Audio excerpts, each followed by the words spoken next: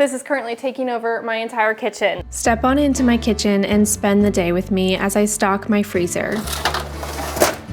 I'll be making grab-and-go lunches, healthy dinners, and homemade snacks to help us start summer break off on the right foot. We're looking forward to long days at the pool, evenings in the garden, and slow summer nights at home. Having a few meals prepped and ready to go gives me the freedom to take the night off from cooking when I want to. To the freezer. I truly love cooking from scratch and trying new recipes, so kitchen days like this are always so enjoyable for me. We'll finish off the day with a cozy roasted tomato soup, and of course I'll be taking you along. So here is your moment to relax, get comfortable, and find your spark in the kitchen again. Welcome back to my kitchen. Today is a full kitchen day and I'm really excited. I love days like this. And I'm gonna focus on stocking my freezer a little bit because summer break is here. And so I'm gonna focus on making some foods that my kids can pull from the freezer and reheat themselves. So the first thing I'm gonna make is ham and cheese Hot Pockets. So I'm gonna start off with making a pizza dough, and that's gonna be what I wrap the Hot Pockets in. I could have done like a buttery pie crust, but it uses so much butter and it's a lot trickier to make. So I decided instead I would do a double batch of pizza dough, and then that will be a really quick and easy way to make Hot Pockets. For this, I'm using a recipe that I saved to my Resemi app, and I want to thank them for sponsoring today's video. I'll talk more about Resemi later, but I'm doubling this recipe and using half freshly milled flour, but you can also use 100% all-purpose flour if you don't mill your own flour. Okay, now into the bowl of your stand mixer, I'm gonna put warm water, and we need 640 grams. So I just warmed it up to 110 degrees. Now you're gonna need 14 grams of yeast. I'm using active dry. And now I'm gonna add 2 tablespoons of sugar, or 26 grams. Okay, so basically we're gonna bloom the yeast. So it's in the warm water, we have the sugar in there. I'm gonna give this about 5 minutes before I do the rest. I'm also gonna move it over to my stand mixer. Okay, so the yeast is all bubbly now, and so I need to finish with my flour mixture. So I already know I have 450 grams of flour in this bowl. So now I need to add 450 grams more to give me 900. To this bowl, I'm gonna add 2 teaspoons of salt. I'm using Redmond real salt. And now this is gonna get added to the stand mixer when I turn it on, along with 1/4 cup of olive oil.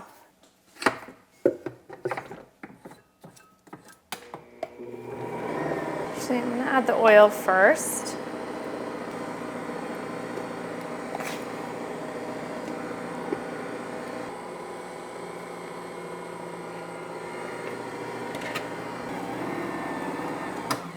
Anytime I work with freshly milled flour, I first give it one quick initial mix and then I leave it and let it rest for about 10 minutes, just because the flour needs a bit of time to absorb the water and then we'll knead it.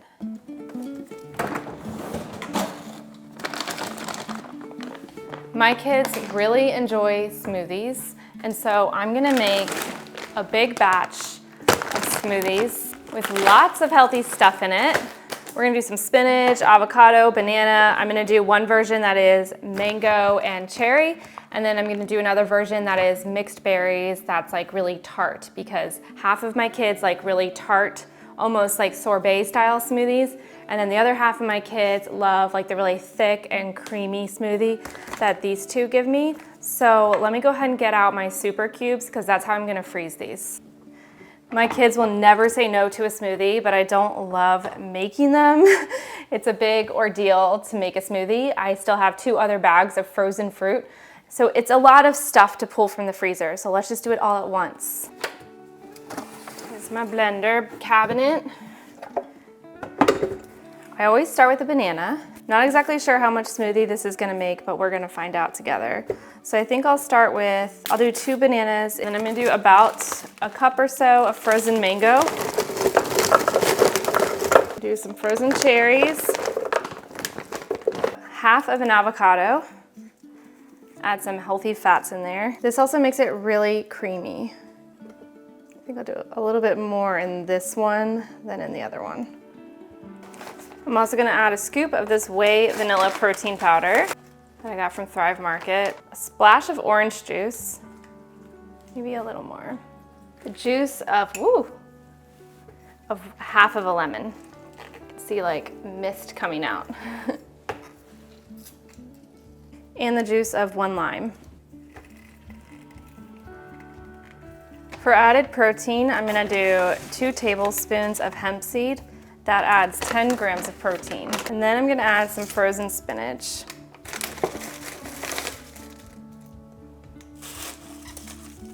Guessing we're gonna have to add a good bit of water to this to get it to blend. And now let's see how it turns out.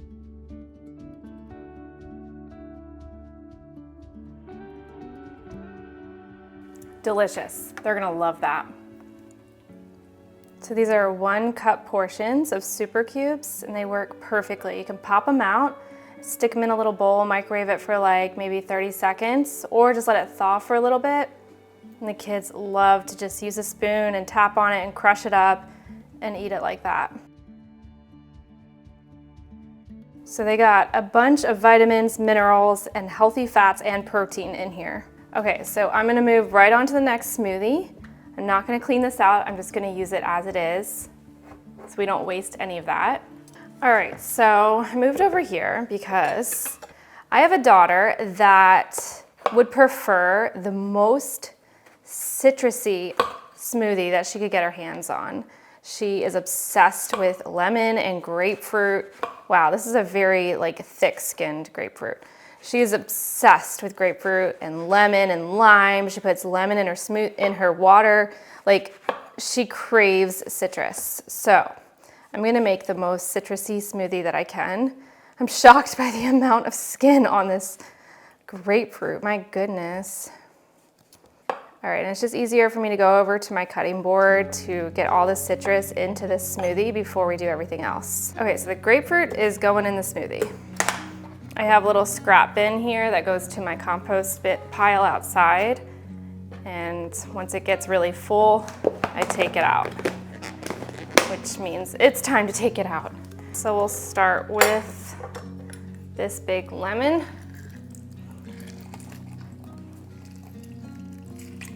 So into the smoothie, I squeezed the juice of 2 limes and the juice of 2 lemons, and then I did a good splash of orange juice. I just wanted to get this as citrusy and flavorful as I could. And then I also added the rest of that avocado. I'm gonna add in some frozen mixed berries.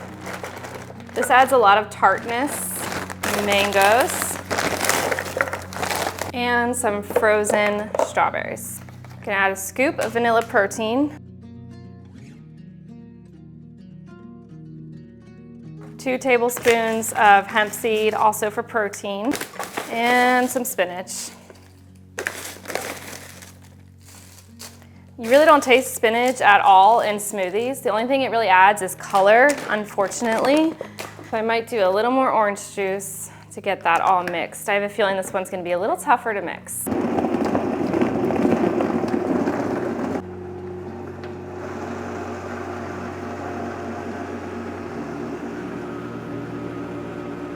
So there you have it, a healthy, nutrient-dense smoothie snack that the kids can grab from the freezer whenever they want. These super cubes make it super easy, pun intended.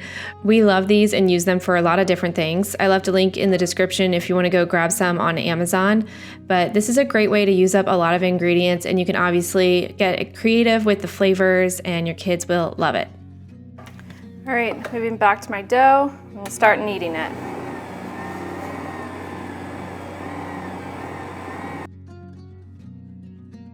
All right, this dough looks perfect. So now I'm gonna try to remove it from the bowl and just grease this bowl really quick. So I'm just gonna like scrape it off the sides of the bowl. It's kind of a sticky dough, and I think that's normal in this case. All right, give it a quick spritz.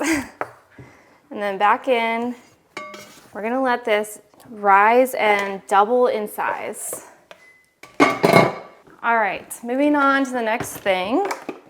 I'm gonna pull out my Instant Pot And it's starting to get warm in here, so go ahead and open a window. I just noticed I'm still wearing my socks and Birkenstocks.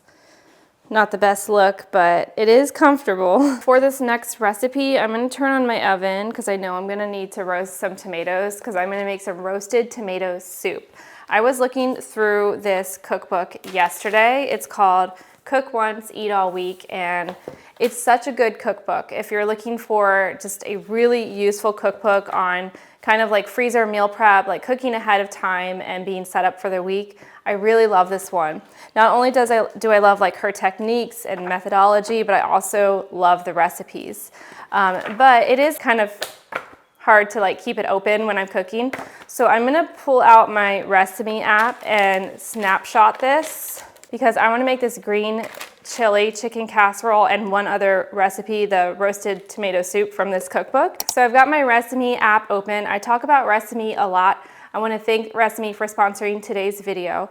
The app is incredibly useful if you're a big home cook and you like to try lots of recipes. So let me show you how this works. You can use the app on Instagram, TikTok, or just on websites. I'm using this recipe from Sally's Baking Addiction for the Hot Pockets. So I shared it to the app and then saved it, and then you'll see that it gives you a really easy to read, clean, organized recipe card. So then you can take that recipe card and you can make your own notes. It also links back to the original creator. So if you have any questions, you can go back to that blog. You can also take pictures from cookbooks you own and save it to the app. So if there's something that you use quite often and you want to have like easy, quick access to it, Recipe is awesome for that. So I'm going to go ahead and screenshot this one right now. This is another feature that I love. It just helps you stay organized in the kitchen. I'm always trying tons of new recipes, and so it's hard for me to keep my thoughts organized. So in this case, I made a freezer meal prep category in the Recipe app because I knew this would probably work well for freezer meal prep. And then I'm also making this tomato soup, so I added that as well. So now that I've got my recipe in the app, it's really easy for me to follow on my phone. Once I pull it up, the phone stays lit up, so I don't need to worry about tapping my phone to get it to light up again. So I'm gonna go ahead and get the first step going on these roasted tomatoes. You wanna put them in a sheet pan, toss it with some olive oil and salt, and we're gonna roast it at 400 for about 25 minutes.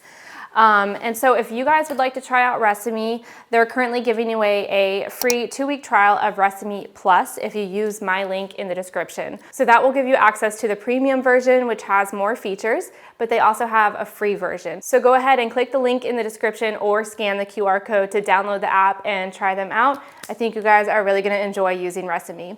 Okay, let's get some olive oil on this.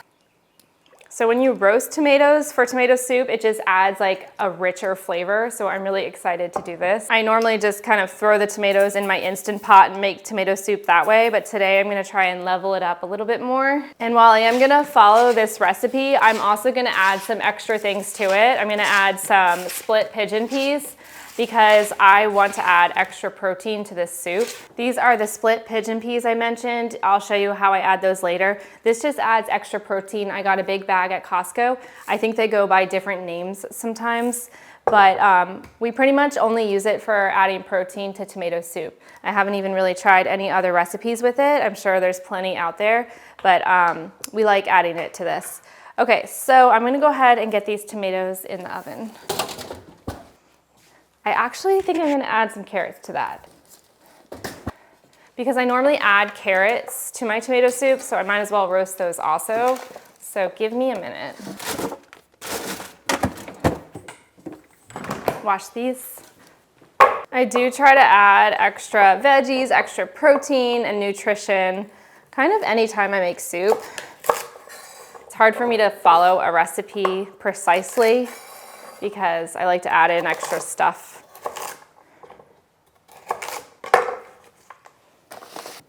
Okay, well, things have escalated and I decided I'm gonna roast all the veggies in this pan.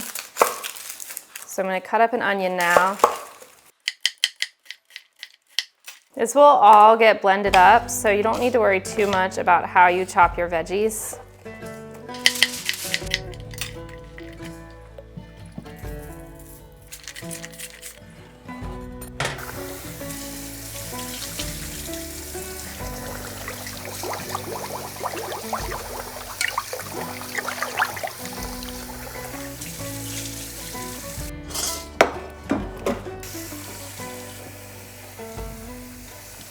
I'm gonna make a big batch of rice now, and we're gonna use this for the casserole. So I have almost about 4 cups of dry jasmine rice here.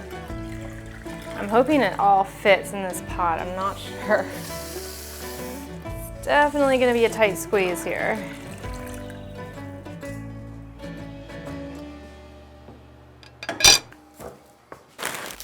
So for this chicken casserole we need to make first a pico de gallo. I'm gonna try and dice these pretty thin, small as you can get them.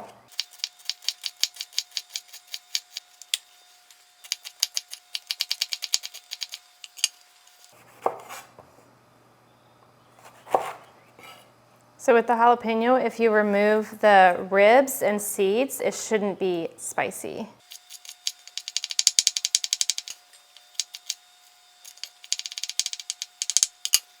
This is a big bunch, so I'm just gonna cut it in half here.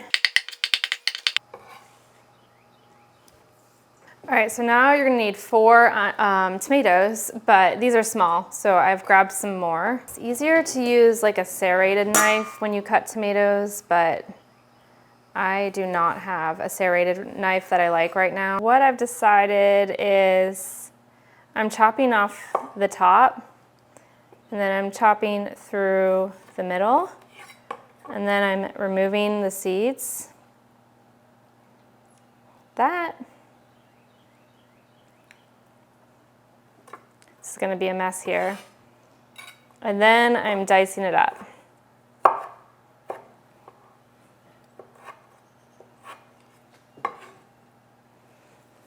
So I am getting smarter. I have my compost bowl here. And after you cut it, you just kind of squeeze it a little bit into the bowl. And that gets rid of the seeds.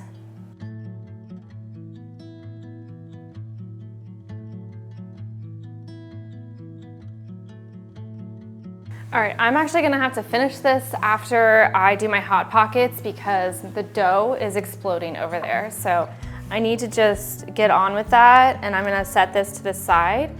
So I'm gonna go ahead and plop the dough on the counter and shape it and make some Hot Pockets. I'm gonna do it right on the counter here. Nice, clean, fresh start. All right, so you're gonna need some flour, and then here's my dough. I'm also gonna set up some baking sheets and put them right next to my work surface here. And I'm gonna line them with parchment paper. And then you're also gonna need a bench scraper. All right, so flour your surface. And now remember, I did a double batch. So the recipe originally calls for half this amount, and I'm gonna divide it into 16 pieces. So the easiest way to do that is to first cut it in half as best you can, and then cut it in half again. So each half we need to turn into 8. So then this will become 4. So just creating a bunch of little pieces of dough. This one's a little tricky.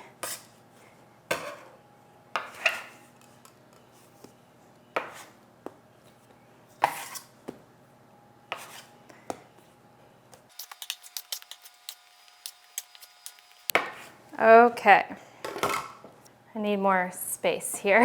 All right, we'll start with this one. We're gonna flour the surface, and you're gonna need a rolling pin.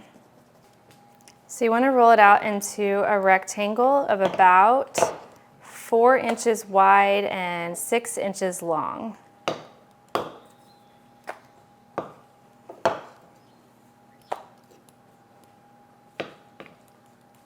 Mine's gonna be a little bigger. I don't know, I just think I want it to be a little bit longer. Okay, transfer this piece of dough to the parchment paper, and we're gonna top that in a minute. If it's getting stuck, just use your bench scraper.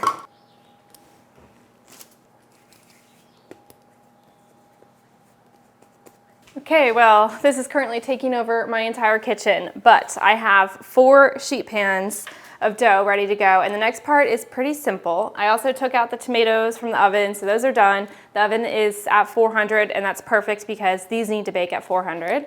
So now the next step is I need to just cut some slices of cheese and some little slices of ham. So I'm going to have to find some space for that. I'll just move this. Okay, so my kids like this yellow cheddar cheese that I get from Costco. It's super cheap, super simple, but it does the job for this. So I'm just gonna cut a slice. One slice will go in each Hot Pocket. So how many do we have? 1, 2, 3, 4, 5, 6, 7, 8, 9. And now this is Canadian bacon, AKA ham, but we like this kind. And I'm gonna cut it into little cubes. I'm gonna try at least.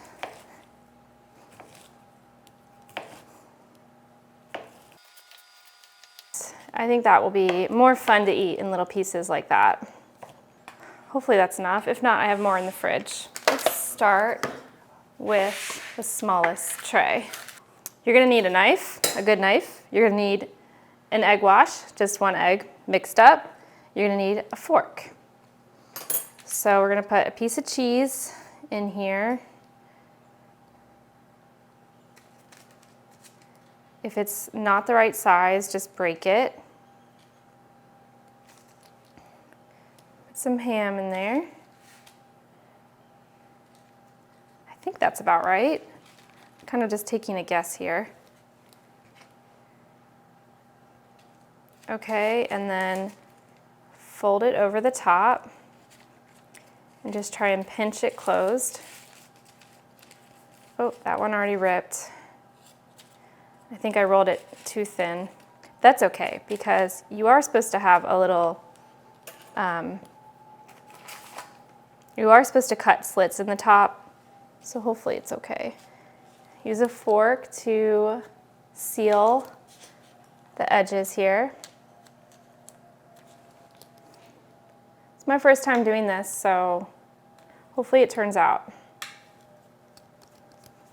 Brush it with egg wash. I'm gonna try using scissors for that. Yeah, let's do that. Okay, first one is done. Let's try the next one. How should we do this?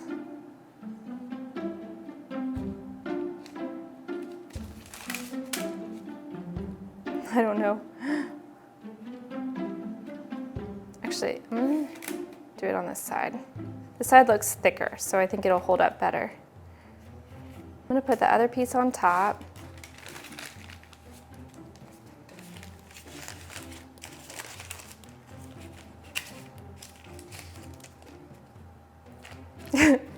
Don't judge a book by its cover. This is gonna be delicious, I'm sure. That is hideous. This one's horrible. I want to see how these turn out, so I'm going to put these first 2 in the oven. Maybe we can do a better job this time. It obviously helps if the shape is right. Once they get wonky, it's hard to seal them and make them look right. This was definitely not a perfect process, but it went better the further along I got. The dough was just pretty soft and a little sticky, so it's not super easy to work with, especially if you let it sit out too long. For even easier shaping, you could refrigerate the dough before you divide and shape. I ended up adding an egg wash around the edges, and this really helped to seal the dough better. I think after a couple batches of this, I'll have it down, and then I can experiment with lots of different fillings and flavors. First, you gotta turn this small one, and then I can fit this one. Is it still at 400? I was brainstorming as I was making these, and I'd love to make a grown-up version where I do something like mushrooms and Gruyere, or even a pizza version for the kids.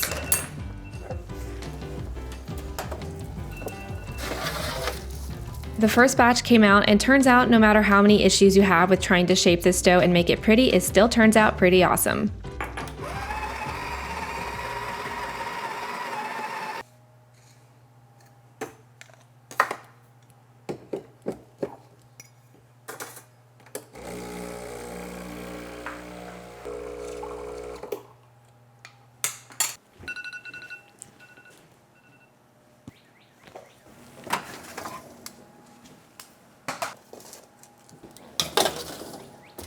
I still have a lot to do today. I feel pretty behind right now, but I need to have some coffee, have a snack, take a minute, and then I will get back to work.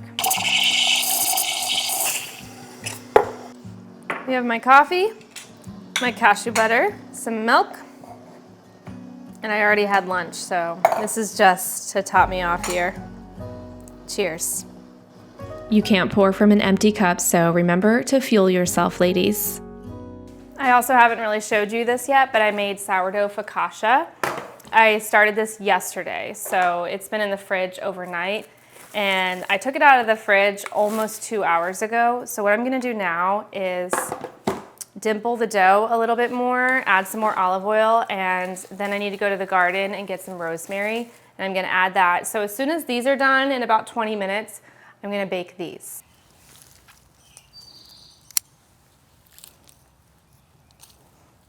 I love visiting my garden, but I can never pass by without pruning tomato branches along the way.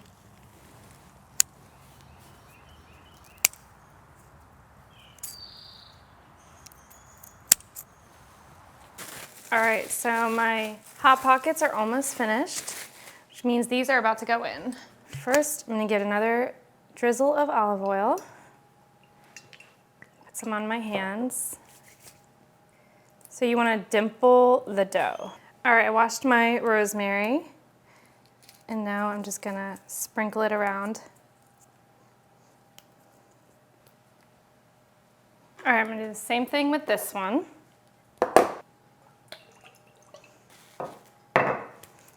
Don't be shy with the olive oil. Plus, it's good for you, especially if you buy a high quality olive oil. So take your sprig of rosemary and then just slide the other direction, and most of the leaves should come off. And you can chop these up smaller if you want. I'm just gonna leave them for right now. I've got a lot of other things I'm doing, so I'm not gonna be picky about this.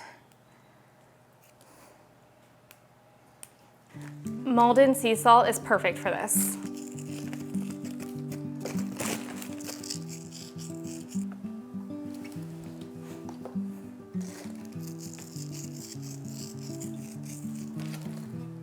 Bake it at 450 for about 30 minutes.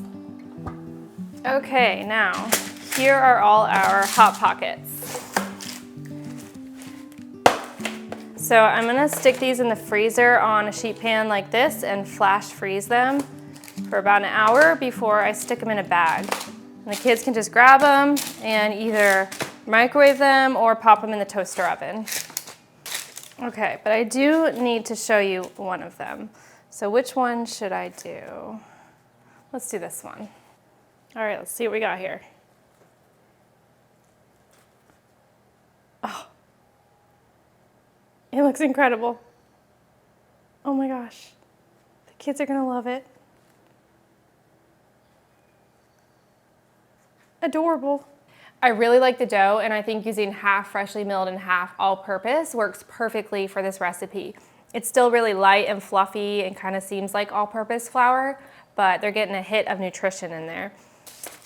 So obviously my shaping was kind of wonky and it got a little, uncertain there for a minute as I was shaping them. But even with that said, they still turned out great. They still sealed. So it honestly doesn't matter that much how you shape them. As long as it's like a portable sandwich, then you're good. So let's get these in the freezer, and I'll just let my kids kind of snack on this one that I just ripped open.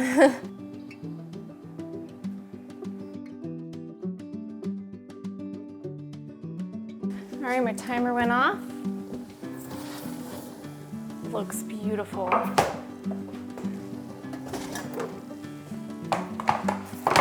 Come on. Oh shoot, I did. I burnt it. Oh, no. Ah, that's such a bummer. I think I just cooked it too hot. But I think what I'll do is I will wait for it to cool down, and then I'll just try to cut that off. We still have a lot of good bread here, and I need this for tonight, so I'm just gonna have to make it work. All right, so now we're gonna rewind and go back to where I was however many minutes ago, and I'm gonna make this green, I forget what it's called, green chili chicken casserole. That's the name. All right, so I'm gonna pull my recipe back up. So I was almost done with the pico I was making. I just need to add some lime to it. And then I have my rice fully cooked all the way to the top of the pot here. And it didn't boil over either. And then I already cooked my chicken yesterday. So I've kind of have developed this new habit where anytime I know I'm gonna do a big freezer meal prep day, I try and prep some main ingredients the day before so that when I'm actually cooking, I can kind of just throw things together a little quicker. Definitely works better. So I have this beautiful shredded chicken. I got 2 whole chickens and I cooked them in my Instant Pot. I shredded the meat off. I used the bones and I made chicken stock. I got those chickens from Azure Standard. They're like Mary's organic chickens, and so far I've been really impressed with the quality. Even the chicken broth, it was like a beautiful color. So I'm gonna pull it out and see how it looks.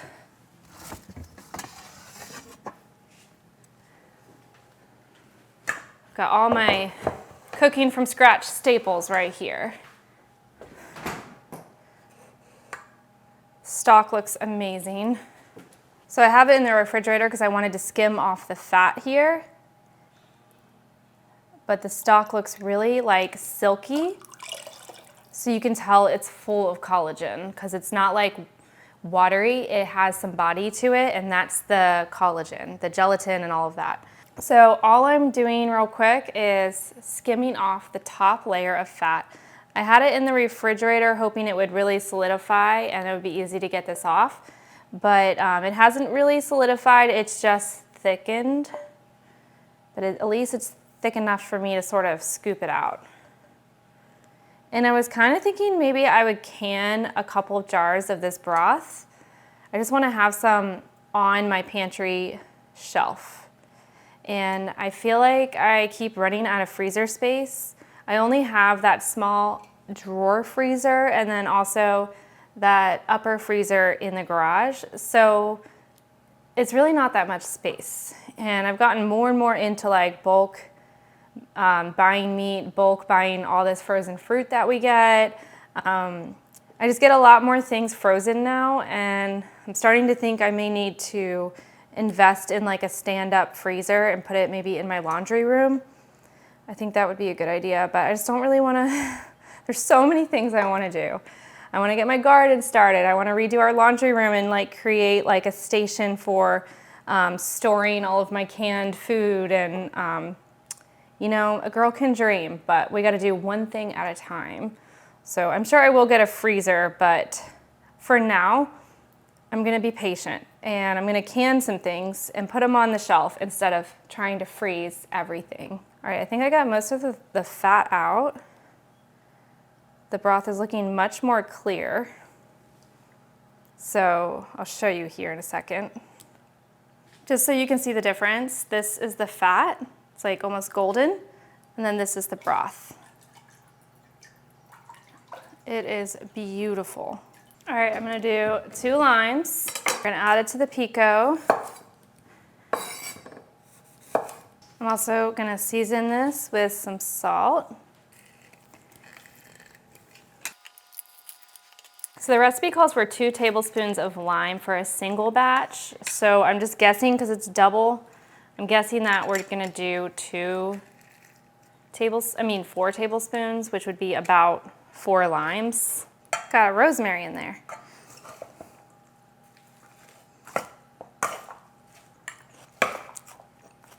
Oh yeah, very fresh. Yum.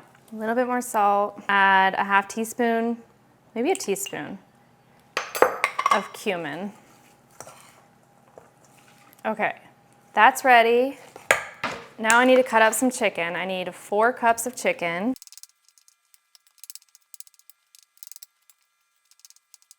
Okay, so we're gonna make a little sauce in here. I'm gonna use a jar of salsa verde. This is like an avocado version that I found.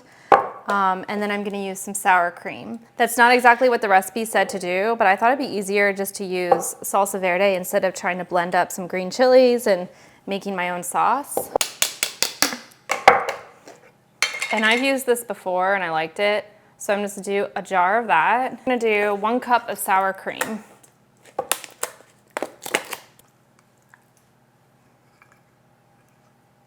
And that's it. That's your sauce. I'm growing tomatillos in my garden with the sole purpose of making my own salsa verde and canning it. That's like my goal this summer. If I can just get that out of my garden, I'll be really happy. Okay, so I have 2 disposable aluminum casserole dishes here that I'm gonna use.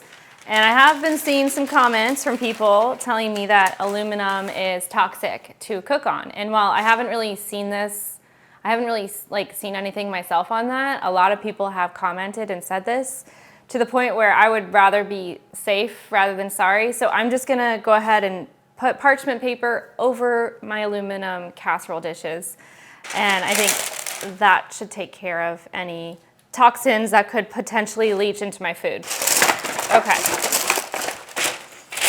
So basically, we're just gonna mix everything in here, starting with the rice. I think I made too much rice. I don't know what I was thinking. I think I was confused on my math. Because this is like not my best job at cooking rice.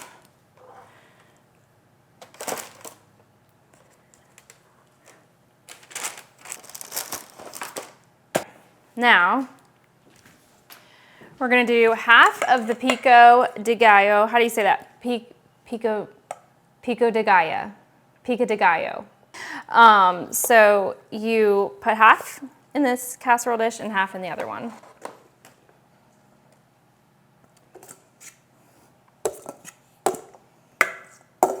All right, and try to kind of mix that together a little.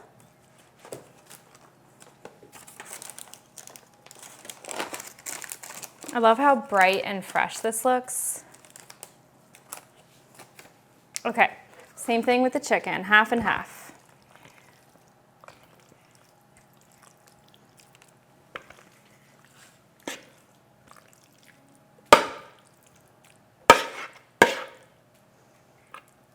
Okay, let's see where we're at.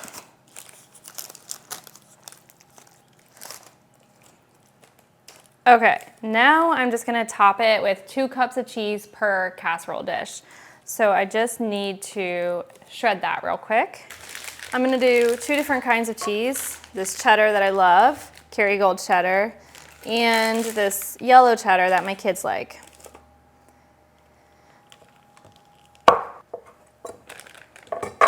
I love this shredder. You can get it off of Amazon. It's not too expensive. And you can use it on cheese. You can also use it on carrots. You can use it on onions. Anything you want to grate, pretty much, you can use it on it. Sometimes I use it on frozen butter when I'm making biscuits or pie dough.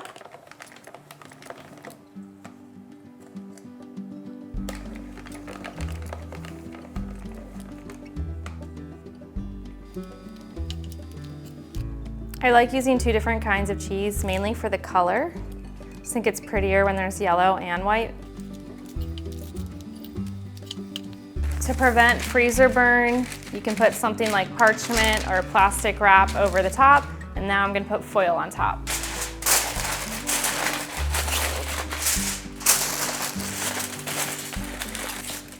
And of course, I can't find even one single Sharpie marker, so I'm gonna try to carefully write on the foil with a pen.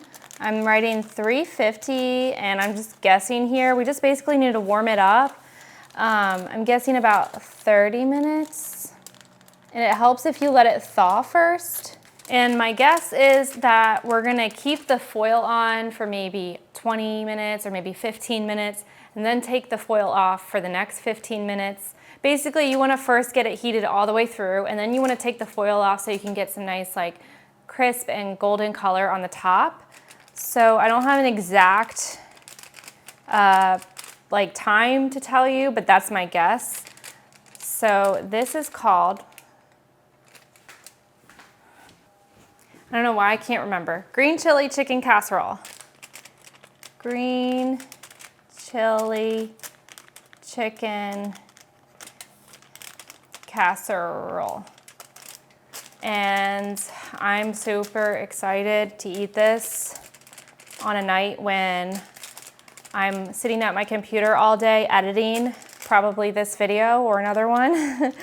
And on days like that, I generally don't cook because I just like to focus in on editing and not do any cooking on those days. Okay,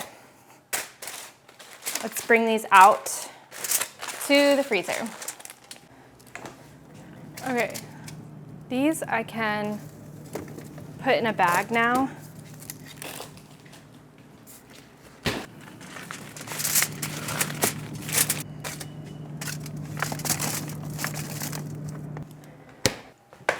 All right, for these, I'm gonna use one of these, what is this, like a 2-gallon? Yeah, I believe so. This is a 2-gallon plastic bag that I use for big things, like marinating a turkey or putting in a ton of baked goods in the freezer. And you can reuse these bags. So it's not really getting that dirty by me putting these in here. So whenever we're done with it, I'll probably just wipe it down and we'll use it again.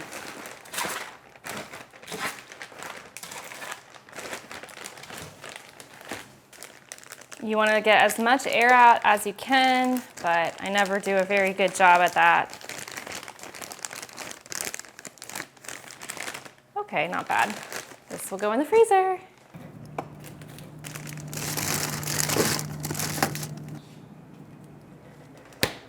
All right, so I had written down what I was hoping to get done today, and I got almost everything done. I still need to make the roasted tomato soup, which I'm gonna wait to make until dinner time. So I have a couple hours, of break. So I'm gonna make tomato soup and some kind of like grilled cheese sandwiches with mozzarella using the focaccia. I think that's gonna be really good. So we're also gonna watch a movie tonight because it's Friday. We like to do family movie nights on Fridays. So it's gonna be a great evening. The only thing I didn't get to do was the energy bites, which I've made before. It's where I put dates and pecans and walnuts and some other things in my food processor, and we make these little snack bites. And they're perfect for snacks because they have protein and fiber and healthy fats, and they're super tasty. The kids love them, and I usually keep them in my freezer. But I don't want to do that. I'm good for today. I think I've done enough. But yeah, I'll leave the recipe for that in the description because it's definitely a good one to have on hand. And I will probably be making that within the next couple days anyways. But that's it for now. I will clean my kitchen, take a little break, and then be back soon. Okay, I'm back, and I have not cleaned my kitchen yet, but I wanted to show you how I'm salvaging this bread. So, the safest way I've found is to cut off the end. So we have a flat surface, and then this is an awesome knife. This is from Ballerina Farm, and it works really, really well. Especially for like really crusty sourdough.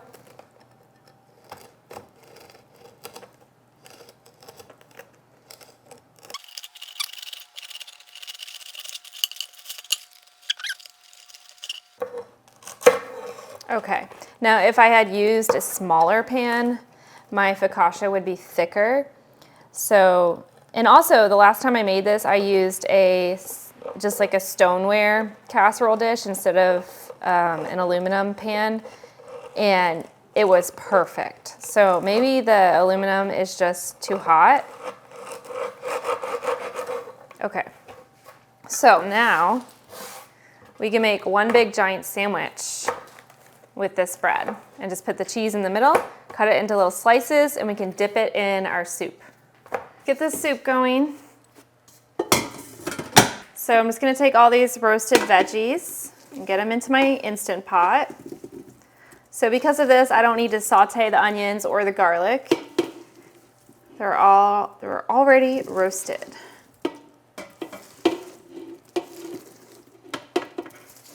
And I am gonna run to my garden and clip some fresh basil, but I'm not gonna put it in until the end, right before I blend it up. That way it preserves that fresh basil flavor. I'm just gonna put about almost a cup maybe. I don't wanna do too much. So I'm just gonna guess here. So it's a little less than a cup, and I'm gonna rinse this and then add it in here. This does have a pretty distinct flavor, which is why I try not to add too much. It also thickens the soup up. So we like it, but if you go too far with it, it starts to add like a flavor that I don't love. So I really just add it for the protein. So I'm cleaning out the fridge a little bit because I have a little bit left over of this Rayo's marinara. So I'm just gonna go ahead and add it. And then I was canning tomatoes the other day, and this jar did not seal. So I just stuck it right in the refrigerator, and so now I'm gonna go ahead and use it. It's just crushed tomatoes. All right, so now we need to add some chicken stock. I usually just eyeball it. Just wanna make sure it looks like there's enough there to make a soup. I'm gonna go ahead and guess it was like 4 to 6 cups. Lastly, I'm gonna add a teaspoon of salt. Probably add some oregano too. I didn't think about that. I have some in my garden. Yeah, I'm gonna go grab some. All right, we've got our basil. I'm gonna wait till the very end to wash this because I don't want this to wilt at all. And then I have fresh oregano.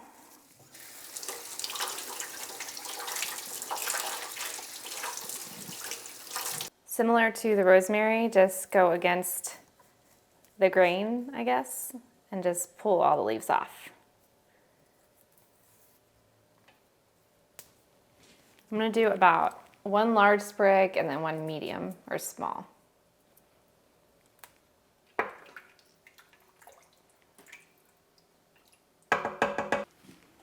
We're gonna pressure cook for 15 minutes. Now I really need to start cleaning up a little, or a lot.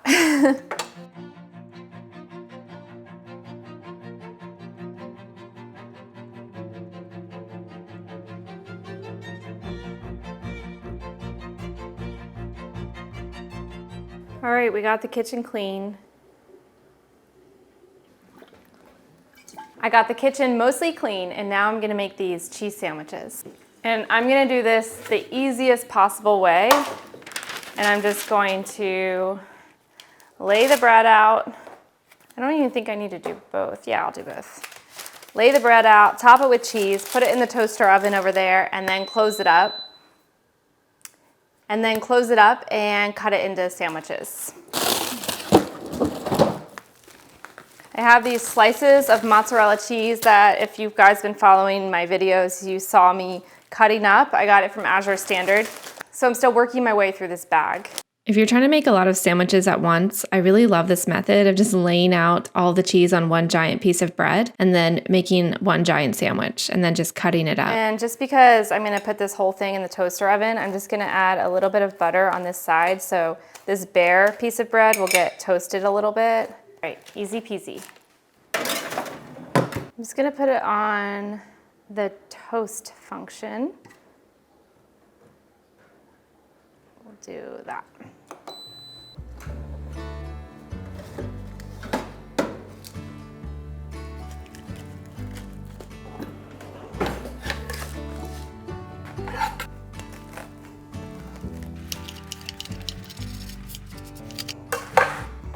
And there you have it.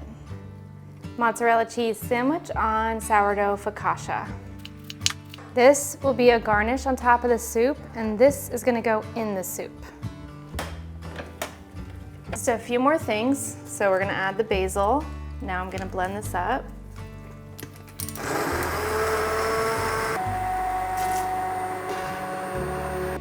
To boost the flavor at the end, I'm gonna add about a half tablespoon to a tablespoon of honey, a half teaspoon of salt, and then a half cup of heavy cream. Go ahead and mix that up and give it a taste and see how you like it and adjust accordingly. Little taste test. This is delicious. You might get away with adding a little tiny bit of vinegar, like apple cider vinegar or red wine vinegar if you like it a little bit more like tangy. But on its own, it's perfect. Or you could add just like a little bit more salt to taste. Everyone's different on what they prefer, so always taste it before you add those final things. Let's go ahead and serve it up. Anytime I make soup in the Instant Pot, it's always insanely hot when we go to serve it. So now I've gotten in the habit of just like pouring the bowls a little bit before we even plan to sit down. That way they can cool down a little bit. Well, this was a lovely meal to end a lovely day. It was very comforting and cozy and budget friendly and delicious. Meals like this remind me of the simple joys in life that we should never take for granted.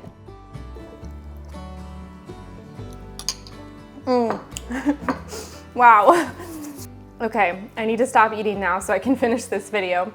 Thank you so much for watching today's video. I'm gonna wrap it up right here. I think we had a successful day in the kitchen and I had a lot of fun. The only thing I still wanted to do, and maybe I'll just do it tomorrow or in another video, is I wanna can that chicken broth because it turned out so good and so beautiful, and I really wanna get it shelf stable instead of using it up right away. I'd rather savor it and use like one little jar at a time. Because you know, you go through a lot of work when you make chicken stock, and so it would be nice if it lasted just a little bit longer for me instead of me like making a huge batch of soup and eating it all at once, which is what I usually do.